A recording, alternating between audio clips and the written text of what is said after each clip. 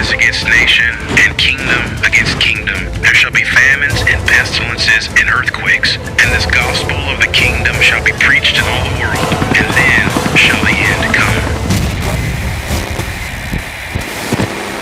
Tell us, when will these things be?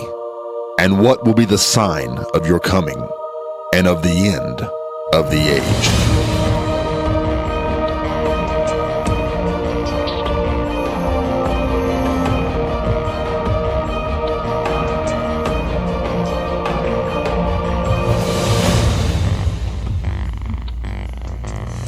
Here's today's prophecy update. On December 23rd, 2016, the world took its first fateful step toward the Battle of Armageddon. The Bible prophesies that the world government, now known as the UN, will invade Israel over the issue of Jerusalem. On December 23rd, the UN Security Council passed Resolution 2334, declaring Israel's possession of East Jerusalem as illegal and in violation of international law. A few years from now, the international community will invade Israel to force compliance to Resolution 2334. Israel will refuse to surrender her God-given capital and will fight against the international forces. The resulting battle will be the world's last war, Armageddon. Ladies and gentlemen, there are a few times when you see something happen in the world that you know directly connects to the fulfillment of end-time Bible prophecy. We have experienced just that recently. On December the 23rd of 2016, the UN Security Council wanted to pass a resolution with the cooperation of the government of the United States of America, Barack Obama and John Kerry. Resolutions like the one they passed on December the 23rd had always been vetoed by the United States of America. However, this time, the U.S. stood idly by, allowing the resolution to pass. I want to take you into the text of that resolution, but I want to make sure from the very beginning you understand that what has just happened is the world's first step to the Battle of Armageddon. We are going to Armageddon. The world community is going to invade Israel. It's explicitly prophesied in the Bible. But I want you to remember the date, December 23rd, 2016. That's the day the world took its first step toward the Battle of Armageddon. Now, just so you can see the scripture for yourself, I want to take you to one of the prophecies that say the world will invade Israel at the time of Armageddon. The prophecy is found in Zechariah chapter number 14, verse number 2. Here's what it says. For I will gather all nations against Jerusalem to battle, and the city shall be taken, the houses rifled, the women ravished, and half of the city shall go forth into captivity, and the residue of the people shall not be cut off from the city. This prophecy simply states that during the Battle of Armageddon, the battle will culminate at the gates of Jerusalem, and then even half of the city of Jerusalem will go into captivity to the world government forces. That's when Jesus Christ will come and intervene for Israel, destroy the world government forces, and that's when he will establish his kingdom, a kingdom that will never pass away and never be destroyed. So you see the prophecy in Zechariah 14, verse number 2. Now I've picked out the salient issues from UN Security Council Resolution 2334 that was passed on December the 23rd of 2016. And I'm not giving you all of the resolution, but I'm giving you the part that you need in order to realize how important this really is. Item number 1, the resolution reaffirms that the establishment by Israel of settlements in the Palestinian territory occupied since 1967, including East Jerusalem, by the way, this is word for word, I'm not adding anything here, has no legal validity and constitutes a flagrant violation under international law and a major obstacle to the achievement of the two-state solution and a just, lasting, and comprehensive peace. Number 2, reiterates its demand that Israel immediately and completely cease all settlement activities in the occupied Palestinian territory, including East Jerusalem, and that it fully respect all of its legal obligations in this regard. Number 3, underlines that it will not recognize any changes to the June 4th, 1967 lines, including with regard to Jerusalem. Now, let me pause there a moment to say this. This is the United Nations that says it will not recognize any change to the June 4th, 1967 lines, and specifically says including Jerusalem, because the ceasefire lines that were reached in 1949 between Israel and Jordan cut right down through the middle of Jerusalem, leaving the Temple Mount in the Jordanian-controlled sector of Jerusalem at the time. The resolution goes on to say, other than those changes agreed by the parties through negotiations. Now we've got to pause here. So what is this resolution saying? It is saying that we are enshrining in international law the borders that were held from 1949 until 1967, because Jordan had come over the Jordan River in 1948 to try to destroy the newborn nation of Israel. Well, she wasn't successful. However, there was a ceasefire declared between Jordan, Egypt, and Syria in 1949. And when that ceasefire was concluded, it specifically states that these lines were not to be the final borders. And I want you to hear it word for word. The 1949 Jordanian-Israeli agreement stated this, and I quote, "No provision of this agreement shall in any way prejudice the rights, claims, and positions of either party hereto in the peaceful settlement of the Palestine question, the provisions of this agreement being dictated exclusively by military considerations." Now that's Article 11.2. Now let's pause that right there for a moment. What did that say? The agreement that was signed to stop the War of Independence, which was stopped in 1949, said that nothing in this agreement should be considered a final border. This is merely the line where the people quit fighting, the armies quit fighting. So it specifically says in the agreement signed by all the parties that these were not to be borders. Why do I make such a deal of that?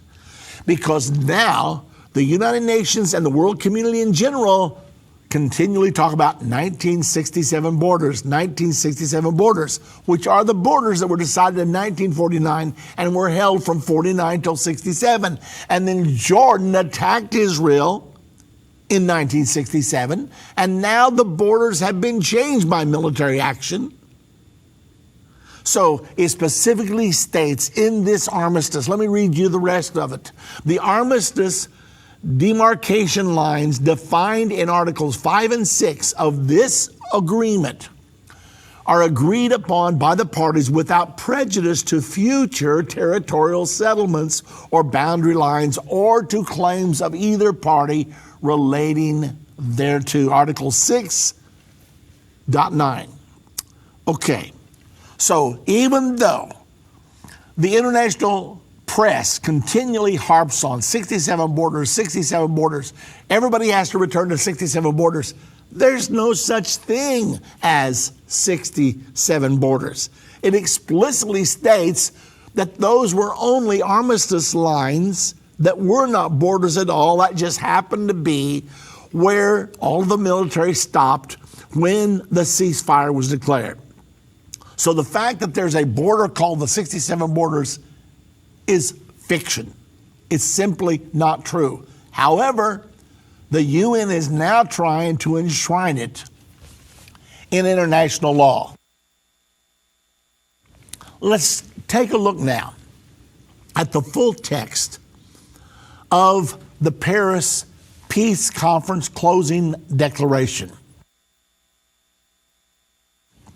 The Peace Conference was held on January the 15th of 2017, and this is recorded in the Times of Israel website. This peace conference, which was recently concluded, 70 countries met in Paris on January the 15th of 2017 to reaffirm their support for a just, lasting, and comprehensive resolution of the Israeli-Palestinian conflict. They reaffirmed that a negotiated solution with two states, Israel and Palestine, living side by side in peace and security, is the only way to achieve enduring peace. They emphasized the importance for the parties to restate their commitment to this solution, to take urgent steps in order to reverse the current negative trends on the ground, including continued acts of violence and ongoing settlement activity. Notice what it's saying. It talks about the acts of violence on the part of the Palestinians and the ongoing settlement activity on the parts of Israel, and to start meaningful, direct negotiations. Okay, we got to pause because I want to make sure you get this. The whole purpose of this meeting was 70 countries represented there, including U.S. Secretary of State John Kerry. And they had this meeting quickly because they felt like they had to do it before Donald Trump became president 5 days after the meeting. So they had this meeting, and the very focus of the meeting was to reemphasize that both sides should embrace the two-state solution. They are saying it's the only way to have peace. Like there's no other possible way in the universe that we can have a peace agreement. This is a must-do situation. And so they are trying to impress not only upon Israel and on the Palestinians. They don't have to do it on the Palestinians because they were all for this meeting, but they're trying to impress them on the whole world. Anybody that does not embrace the two-state solution is basically committing international blasphemy and is against the whole world. Okay. Well, as the article goes on, they reiterated that a negotiated two-state solution should meet the legitimate aspirations of both sides, including the Palestinians' right to statehood and sovereignty, fully end the occupation. Now, got to stop right there.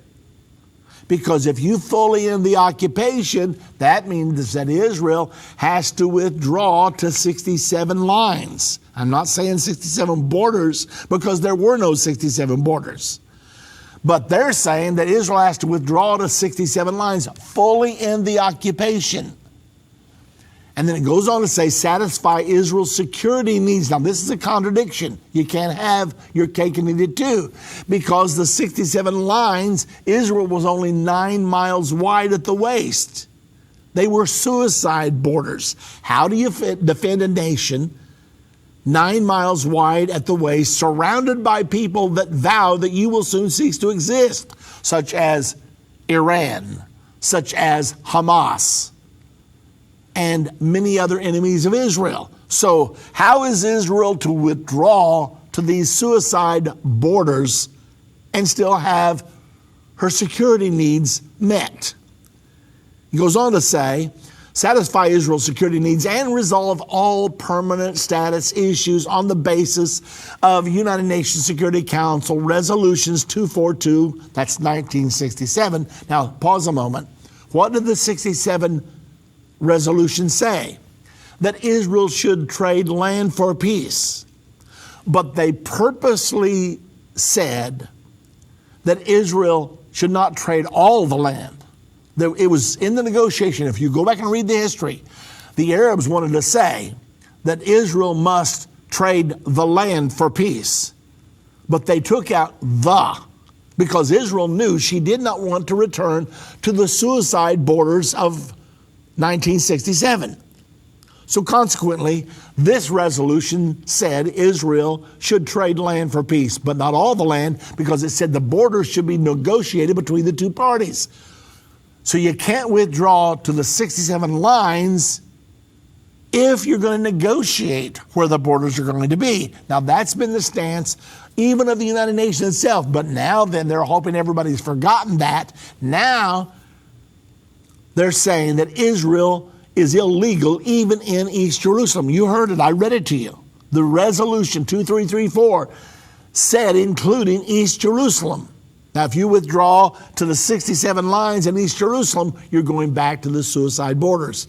And then it goes on to say Resolution 338, which was passed in 1973 after the 73 Yom Kippur War. All right, now, get this. So according to this, to fully end the occupation, as they define it, would be to withdraw from East Jerusalem. However, Israel has already annexed East Jerusalem and said, this is our eternal capital. We will never give it up. God chose to put his name here. It's never been the capital of anybody else, including the Palestinians. Never, ever, ever, ever. But yet the Palestinians say, we've got to have it for our capital.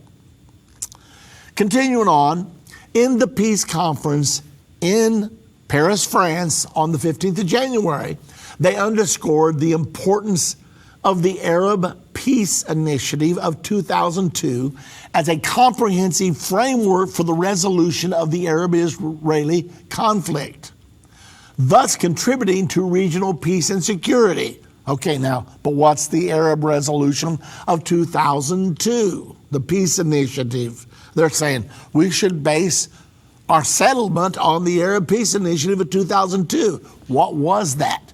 Well, it called for a full withdrawal of Israel to the 1967 ceasefire lines. And in exchange, if Israel will totally withdraw to those suicide borders, all Arab states would then conclude peace with Israel and recognize Israel's right to exist. So now the UN is saying you got to go back to the 67 borders. There it is all over again. Continuing on in the peace conference that was held on January the 15th of 2017, they welcomed international efforts to advance Middle East peace, including the adoption of United Nations Security Resolution 2334 on December the 23rd of 2016, which clearly condemned settlement activity. Now, let's pause there. Why is that wrong? Well, because the settlements are being built in biblical Judea, Samaria, which is the promised land that God gave to Abraham in Genesis 15:18, and then repeated those promises many times in the Old Testament. Repeated the promises to Abraham, to Isaac, to Jacob. So now the UN is condemning Israel's presence in the promised land, which means they're condemning God himself. Now, let me make sure you really get this. The United Nations and all of these international representatives that are saying Israel has to withdraw from Promised Land territory and from Jerusalem, they are directly withstanding God himself. I would not be in that situation for any amount of money. It's one thing to resist men. It's another thing when you find yourself in direct resistance to Almighty God. It goes on to say that incitement and all acts of violence and terror should be suspended and called on both sides to take steps to advance the two-state solution on the ground. They emphasize the importance for Israelis and Palestinians to comply with international law, including international humanitarian law and human rights law. Now, notice this. The world government is now demanding obedience from the nations. You've got to obey the world government. This is the way we're running the world these days. Do you see how far we are in the world government? I'm talking about statement officially issued by this peace conference participated in by John Kerry, our Secretary of State. I'm reading to you word for word from their statements that the parties must obey the United Nations. They must obey international law. So where's Israeli sovereignty? Well, they say there is none. That's the reason there's going to be a battle of Armageddon, because Israel ultimately, on the issue of Jerusalem, is going to resist the international community. And when she does, the international community is going to defend its right to rule the world by invasion. Remember, Zechariah 14:2, I will gather all nations against Jerusalem to battle. What do you mean all nations? Do you mean every nation is going to be there? No. I mean the United Nations, which represents every nation. Every nation on earth is a member of the UN now. So I'm going to cause the UN to pass a resolution against Israel, and they're going to pass a resolution to invade Israel, since Israel will not bow the knee to the authority of the world government. When that happens, that's going to be the Battle of Armageddon. I'm telling you, ladies and gentlemen, that on December the 23rd, the world community took its first big step to the Battle of Armageddon. They would have to recant what they did and reverse their action, and they're not going to do that. Continuing on. The participants highlighted the potential for security, stability, and prosperity for both parties that could result from a peace agreement. They expressed their readiness to exert necessary efforts toward the achievement of the two-state solution and to contribute substantially to arrangements for ensuring the sustainability of a negotiated peace agreement, in particular in the areas of political and economic incentives. They're saying we are willing to infuse billions and billions of dollars. We're willing to prop up the Palestinians. We know that they can't support themselves, but we're willing to finance this whole deal. We will pay to move settlers out of the Palestinian territory back into Israel. They're saying, we got the money, we're wealthy, we will do this. He goes on to say the consolidation of Palestinian state capacities and civil society dialogue. Number 3, looking ahead, the participants call upon both sides to officially restate their commitment to the two-state solution. They're wanting Netanyahu to say it again. They're wanting Abbas to say it again. Yes, the answer is a two-state solution, thus disassociating themselves from voices that reject this solution. What are they talking about? Well, Mr. Naftali Bennett, who's part of Israel's government, and he's the education minister, he's come out boldly saying the two-state solution is not going to work. You're going to establish a terrorist state in the middle of the country of Israel, and it's going to be disaster for the nation of Israel. And so he is adamantly against the two-state solution. And they specifically want Netanyahu to come out boldly and say, we don't agree with Naftali Bennett. That's what this is about. Call on each side to independently demonstrate through policies and actions a genuine commitment to the two-state solutions and refrain from unilateral steps that prejudge the outcome of the negotiations on final status issues, including on Jerusalem, borders, security, refugees, and which they will not recognize. Now watch.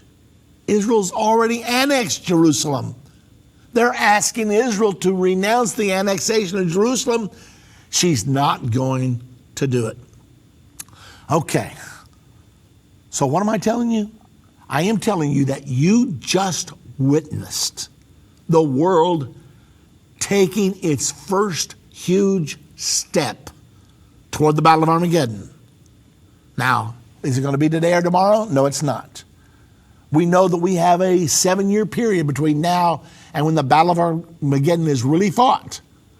But the machinery was set in motion on December 23rd of 2016. You saw it happen. I saw it happen. And it's not going to be reversed. We are on our way to Armageddon right now. Okay, let's pause. Judy and I are leaving for Israel April the 30th. This is going to be a very special tour. This is going to be a 14-day tour, a little longer than normal. Why? Because we're not just going to Israel. We're going to Israel and to Rome. We're going to Rome for 2 reasons. Number one, Jerusalem and Rome are the 2 most prophesied cities in the entire Bible. And prophecy is being fulfilled in both of those places. 2017 is going to be a very important year in Rome because there is a plan to announce the end of the Reformation, because many Protestants are now saying, we agree with Rome on justification by faith. That was the issue that split the church. We're all going to merge back into one great Christian denomination. And many Protestant leaders are planning on going to Rome, signing a statement of unity of purpose and faith with the Roman Catholic Church. You're going to be in Rome this year of 2017. Why are they doing it this year? Because this is the 500th year anniversary to Martin Luther nailing his theses to the door of the church at Wittenberg. Oh, by the way, we're almost to our goal to pay off our media bill here, but we're not quite. So if you can help us, please do. If you could give, I think we're under $60,000 now. We started at $470. So if you can make a donation, please do. 800 Endtime.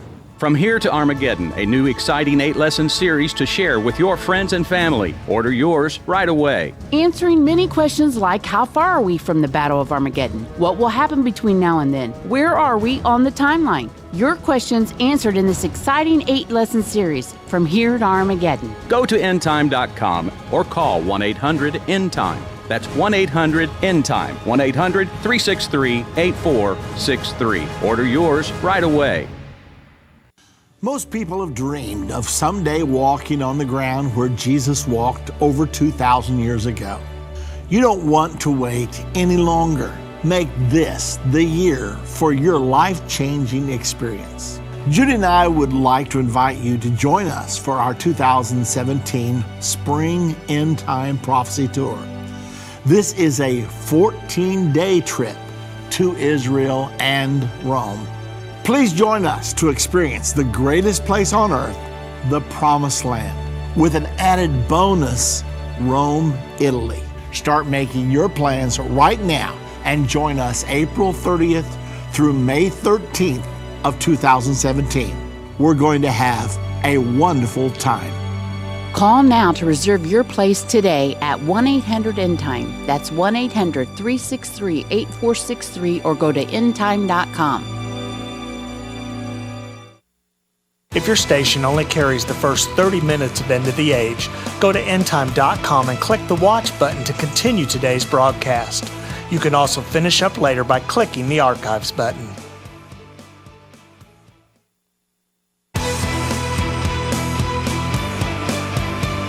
We are taking your calls on the program today. The number to call to be with me on the air, 877-END-TIME. In order to reach our operators, that number is 1-800-END-TIME. Now, before we go to the phones, I ran out of time in our last segment, but I want to say to everybody out there that has helped us with our special project, in case you're a new listener or just tuning in, we finished the end of 2016. Actually, December 1, our accountant came to me and said, we are in arrears on our media bills, and there were certain reasons that caused that to happen. We need $470,000 to catch up so that we can start the new year in the black. Well, that's a lot of money. And so I went to prayer the next morning. I said, now, Lord, what am I supposed to do? And it was just like the Lord spoke to me, not audibly, but just in my mind, and said, ask and you shall receive. And so I didn't want to do it because I don't really like to ask for money. And yet I felt like that the Lord had spoken to me. So I came on the program and I announced to everyone that we had a $470,000 shortfall, and we would like to resolve that so we could enter 2017, which is such a critical year. This is going to be a huge year prophetically. We need to enter the year without this debt hanging over our heads. So you began to give in a wonderful and generous way. As of today, as of Thursday, actually, that's the last time I received the record, we were sitting at $410,000 that you have given. That leaves us a balance actually of $59,000. Now, I would like to make sure we finish that out this week, and I believe that we will. And I'll be giving you the exact figures on Thursday to let you know exactly where we are. Hopefully, we will have gone over the top by then. But all I'm telling you is we've just witnessed a miracle. This amount of money in a very short period of time. And so I want to just say thank you. And not only that, many of you were maintaining your monthly partnerships, which of course go to serve our monthly obligations, all of our staff here, and everything it takes to run Endtime Ministries. So anyway, I just want you to know out there, I hope you're rejoicing with us. We have had an incredible miracle, but the miracle's not quite over the top yet. So if you're out there, what we really need is 60 people to give $1,000 a piece. That's all we need. Or 6 people to give $10,000 a piece, or any combination, or a bunch of people to give $100, $500, $25, whatever. Anyway, if you're out there, even if you've already given, would you maybe consider, if God's blessed you where you can, to do it again? Because we want to report to you by the end of this week, it's all wiped out. We're in the black, and we're ready to hit 2017 head on for Jesus Christ and to allow the world to understand where we are. It's just like our program we've been going through today. Most people saw all that happen and they didn't understand at all the prophetic significance of it. Most people don't have a clue that the world just took its first fateful step toward the Battle of Armageddon on December the 23rd. But you know, and that's what we're here for. And it's going to be more and more critical for that to happen. So if you're out there and God's blessed you where you can, would you please call us? 800 Endtime is the number to call, and let the operators know what you want to do. Pray about it. Ask the Lord what to do. And if you'd prefer to do it online, simply go to endtime.com. So the number to call, 800 Endtime, the website, endtime.com. If you can remember the word Endtime, E-N-D-T-I-M-E, you got us. 800 Endtime, endtime.com. Or if you want to be on the air with me today, 877 Endtime. And we're getting ready to go to the phones right now. Matt is calling from South Carolina. Hello, Matt.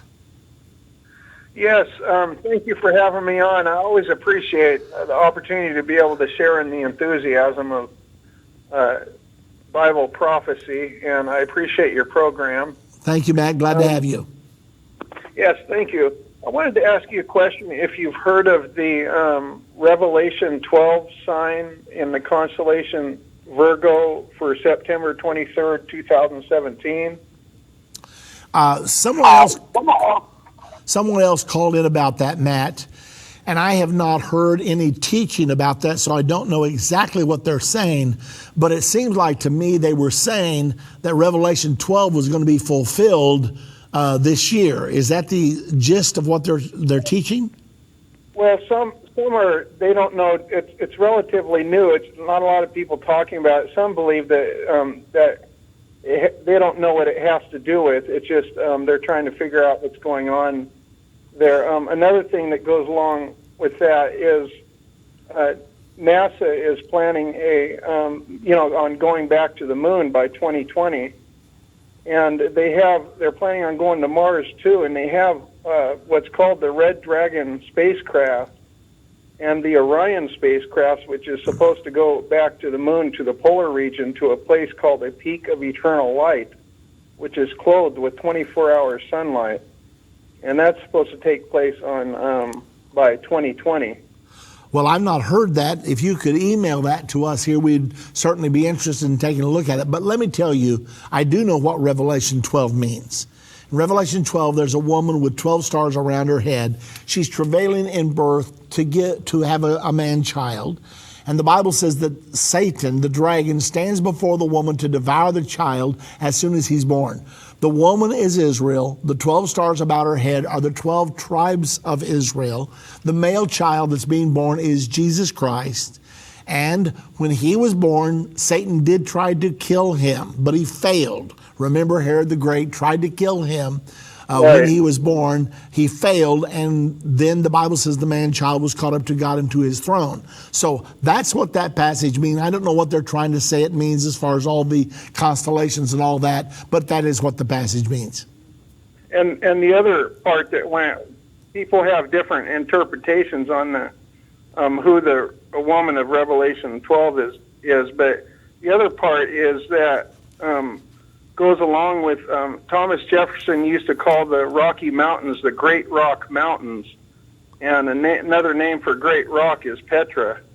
And so the idea being that the founders had a vision for creating a refuge for religious protection from persecution in their Western explorations of the United States. One big fallacy with that, Matt, is that there's nothing in the Bible that says Petra is going to be a place of refuge. That is a theory that's been made up by some prophecy teachers. That's not in the Bible. So that's a real problem with that one. I'm going to let you go, Matt. Thank you very much for the phone call. And let's go now to Roderick, calling from right here in Texas. Hello, Roderick. Yes, I was want to know about the Antichrist. I just heard today that the two clearest candidates could be Prince Harry of England, because he has at least over 7 titles and names that all equals up or is equivalent to 666. And then there's the other one who's a strong candidate for the Antichrist. He is the president or the current president of Turkey. I forgot his name. He's the current president of Turkey. Now you're talking about Erdogan. Huh? His name is Erdogan. He's the president of Turkey right now. And he has ambitions to revive the Ottoman Empire. Well, to respond to your question. You know who I'm talking about? Yes, I do. His name is Erdogan. Just to respond. His name again? Pardon? Say his name again. Erdogan, and it's spelled funny. It's Erdogan, but it's pronounced Erdogan. Okay. Yeah, that's his name. But let me respond to your question real quick here, Roderick. I do not claim to know who the Antichrist is today, but there are 50 different clues given to us in Scripture, just in 3 books of the Bible: Daniel, 2 Thessalonians, and the book of Revelation. There are 50 clues as to the identity of the Antichrist. One of the clues is he must come out of the Holy Roman Empire. And since Europe is the reborn Holy Roman Empire, he will come from Europe. Furthermore, the Bible says he will arise among an alliance of 10 kings and uproot 3. That 10-nation alliance has not yet been manifest upon the earth, but we will see it soon. When the 10-nation alliance is born, then the Antichrist will come up after the original 10 leaders, uproot 3 of them, and then he will begin to persecute Israel. So those are some of the clues we're given that are going to be almost undeniable. I'm sure I have 75 Antichrists in my filing cabinet right now. Different people have written to me, so this is him, this is him, this is him. Right now, I can't see who he is, but we do have a lot of clues, and we will know him because the clues are so abundant. When he comes, he will fulfill them all, and we'll know for sure who he is.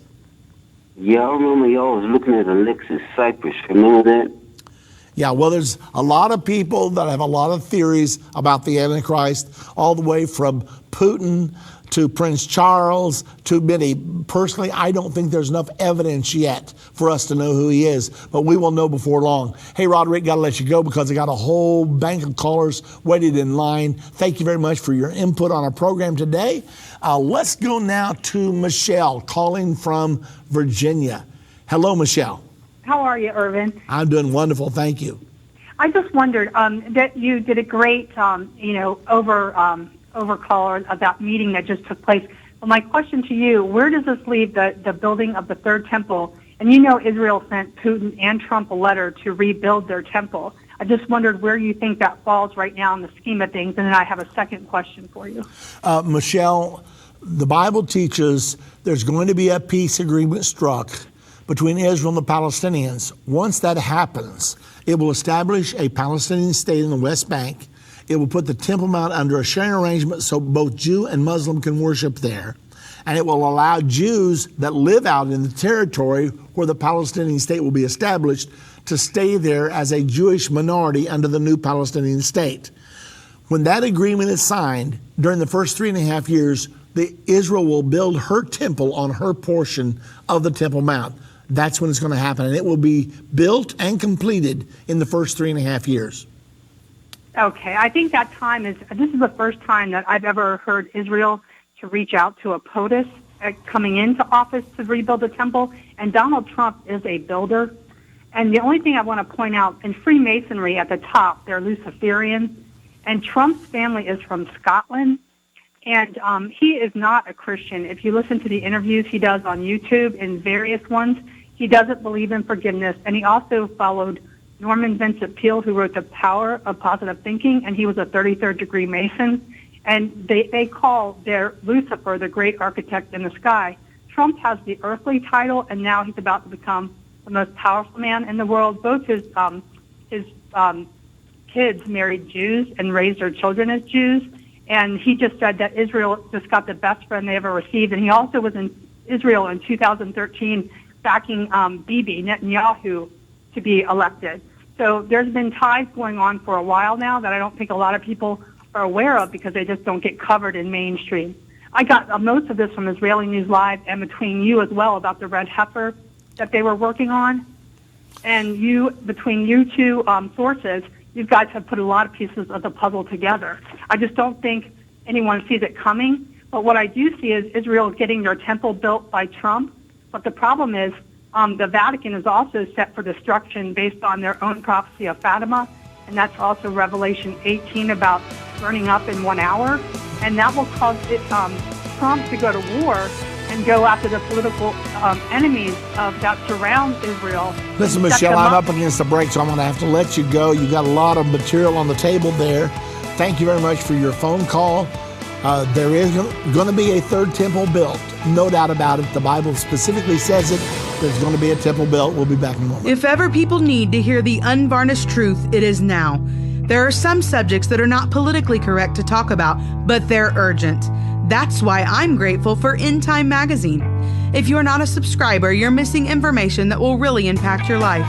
Endtime has a bi-monthly magazine that explains how current events are fulfilling Bible prophecy. You can get a 2-year subscription for only $29. You can also get a bulk subscription and pass them out to your church. We have gotten reports that Endtime magazine has caused spiritual awakenings in churches when they see the prophecies being fulfilled right now. You can start your own ministry and leave them in doctors' offices, libraries, laundromats. You never know if you might be responsible for saving someone who is searching for the unvarnished truth. That's what the magazine did in my life. Call 1-800-363-8463. That's 1-800-ENDTIME and get your subscription today.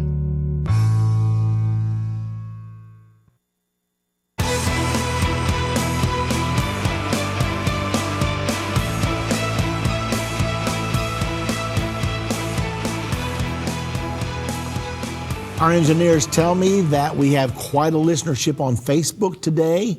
I want to let you know that you can send your questions in here and they will relay your questions to me here, and you can have your question answered on the program without calling in. So if you'd like to do that, go ahead and do that. We welcome your questions. So many things that are happening right now. Will Donald Trump facilitate the building of the temple. He is very pro-Israel. He claims that he will move the U.S. embassy to Jerusalem. Yes, it is true that his daughter Ivanka has married a Jewish man, that Trump in the last couple of days has officially said he will assign him the job of bringing about a peace agreement between Israel and the Palestinians. Will this work? I don't know for sure. It looks like it's time for the peace agreement. If it does work, if we get that peace agreement, within 3.5 years, the Jewish temple will be built. So we are in prophetic territory, no doubt about it. Let's now go to Jimmy. Jimmy's calling us from Canada. Hello, Jimmy. Hello. You're on the air. Hi, how you doing, sir? I'm doing very good, thank you. Calling from Canada here in Alberta.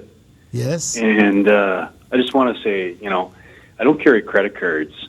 I'm well off, but I wish I can. I don't believe in credit cards and stuff. I wish I can kind of, subscribe to you. But besides that, I wanted to ask you a question. I understand that America is very prophetic in the last days, where you came from Britain and the lion and the eagle's wings on the backs of the lions and stuff like that. I'm thinking right now, is Trump actually, since he wants to move the embassy there, could it be that when the woman flies into the eagle's wings, could this actually be the time right now? Like, are we this close right now? Yes, we are. It looks like to me that it's the time before the election. I had many people contacted me saying, is Trump going to win the presidency? And I didn't know the answer to that, but I did tell them this. Barack Obama was leading America very rapidly into the one world government of the United Nations. Hillary Clinton was in favor of it as well. That's the reason that they did not believe in enforcing borders. They wanted a world without borders. They wanted a one world government. However, the United States of America is not depicted as being part of the one world government of the end time as it is described in Revelation chapter 13, verse 1 and 2. So I told everyone that there has to be a turnaround. America has got to pull away from the world government and defend Israel. So the only question was this the time or not? It looked like to me it was the time, and that's the reason I thought that Donald Trump would win the presidency. It looks like to me we're watching prophecy being fulfilled right now. Yeah, that's what I'm thinking too, because it makes perfect sense right now.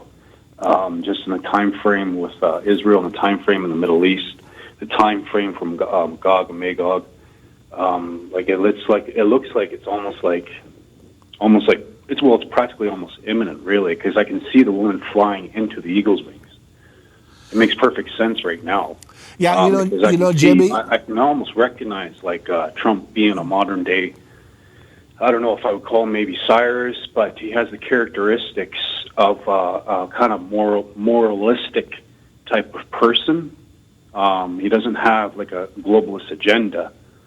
I kind of see him like that. I kind of see him like a a true leader for the people and by the people, and I can see that in your country right now. Yeah, well, if anyone wants to know where Trump stands with Israel, he made a speech before IPAC. And you can go back and listen to that speech. It was very powerful to place the United States as a defender of Israel. And it looks like that we are going to stick by Israel like we should and not be a part of the one world government, which is a wonderful blessing that we're going to do that. Hey, Jimmy, I got to let you go, but I thank you very much for your phone call. You're right on, I think. Let's get right back to the phones now. And Kyle is calling from Illinois. Hello, Kyle. Hi, I got two quick points. I heard about, the eagle's wings that are given to the woman with the 12 stars comes off a great eagle. And I was thinking that maybe you could encourage Trump with those words in your book. We certainly will be doing that. Awesome. And then my other quick point is, do you think the World War III began when at 9/11, when Bush declared we were at a never-ending war with Islamic terrorism? And by the end of that war, there would have been 2.5 billion people dead? I don't know for sure, Kyle, but I think it's a strong possibility. I'll never forget, I was listening closely to President George W. Bush's response about 2 days after the attacks. And he said, we are launching a war on global terrorism, and it will be a long war, maybe 30 years. And I thought, wait a minute. They haven't even told us who was responsible for the attack yet. It's almost like the whole thing was planned, and I'm not saying that. But when I heard him say that, I said, how does he know? How is he declaring war on international terrorism and says it will be a long war lasting as high as 30 years when we don't even know who did this yet? And so it was very odd to me how it all came down, but it does certainly look like that the war against Islamic terrorism did begin on 9/11, and it is continuing, it is spreading, but it has to really spread in order to fulfill the prophecy concerning World War III in Revelation 9, verse 13 through 16. But yeah, I do believe the possibility is very strong. Cool. Thank you, and God bless your ministry. Hey, thank you, Kyle. Appreciate the phone call very much. Let's go now to Wes, calling from Indiana. Hello, Wes. Hi, Irvin. Thanks for taking the call today. Thank you. Basically, what I'm calling in today to find out is what is your perspective on flat Earth? I know there are a lot of theories out there, and from what I've read in the Bible myself, God specifically states that he has put the earth on its foundations, and after that he says that the earth does not move. So if the earth doesn't move, my next question would be, what does move? So I guess, what are your thoughts on flat Earth? Well, if I understand your question, Wes, we know for certain that the earth is not flat because when you go out, when the astronauts go out and take pictures, we have the pictures, and it obviously is round. So the Bible even says that God sits on the circle of the earth. So God believed in a round earth before the scientists ever changed over from a flat earth to a round earth. I think the flat earth theory that's going on has something more to do with a political philosophy. I don't think any scientists are seriously saying that the earth is flat. I think it has more to do with a philosophy, and it's been a while since I read about it, so I'm sorry I can't address it as accurately as I would like to, but I don't think they're saying literally that the earth is flat. I think they're saying that we are now so drawn together by technology that we're very much drawn together. I believe that's what it means. It's been a while since I've been down that road. All right, thank you. Okay, thanks a lot, Wes. We appreciate it so much. Now, let me say to all of you out there, I told the people in the first half hour of today's program that I wanted to thank all of our partners, all of our listeners, because at the end of the year, actually on December the 1st, we were doing a little bit of a taking inventory, and our accountant said to me, we are $470,000 in arrears on our media, which meant if we didn't catch it up, we would be off the air. And so that was disturbing because I know God called us to be on the air, both radio and television. And so I went to prayer in the morning and I said, Lord, what am I supposed to do?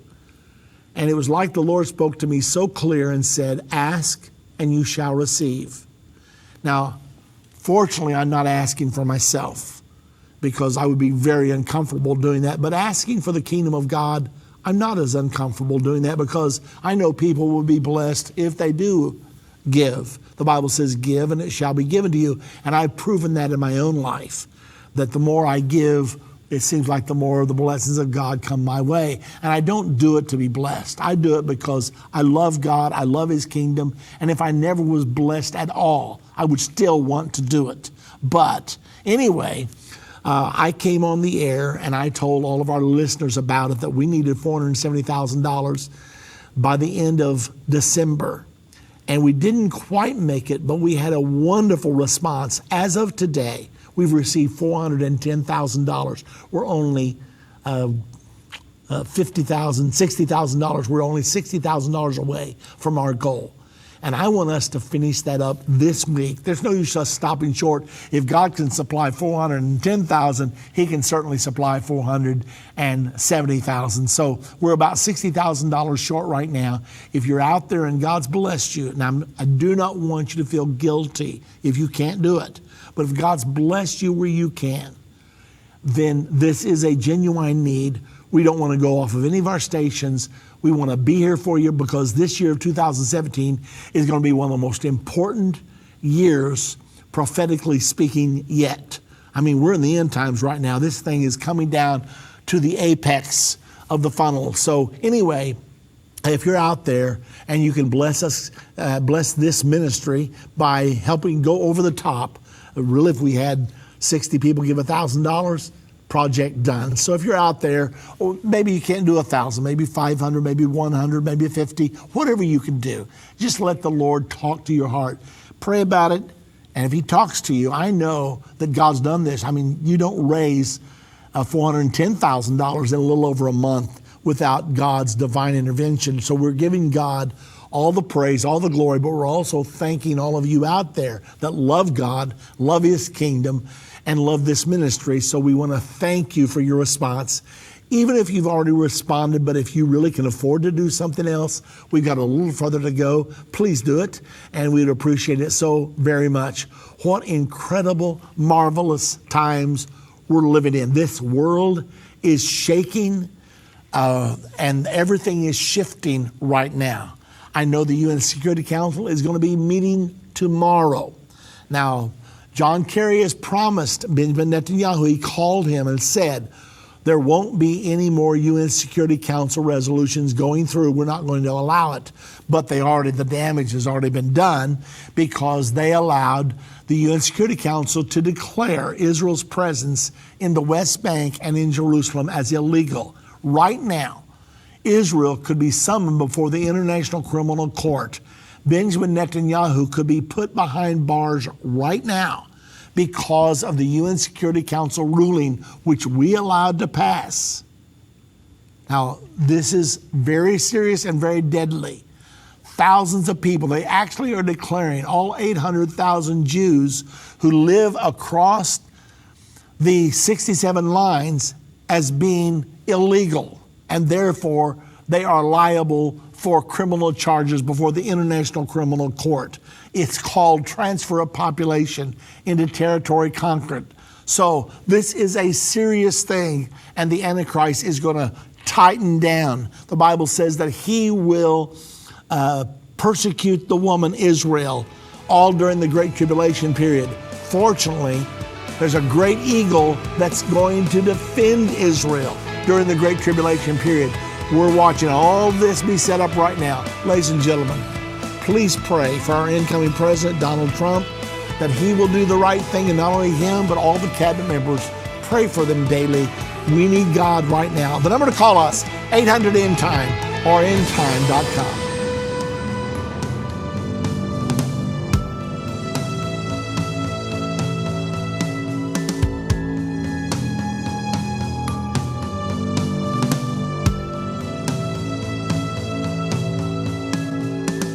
End of the Age is a production of Endtime Ministries. This broadcast will be available on our website, endtime.com, in the archives section. On our website, you'll also find more information about how current events are fulfilling Bible prophecy. To reach our operators, call 1-800-ENDTIME. That's 1-800-363-8463. Endtime Ministries is partner supported. We would like to say thank you to our partners who made this broadcast possible. To do what Matthew 24:14 said, to reach the world with the gospel of the kingdom.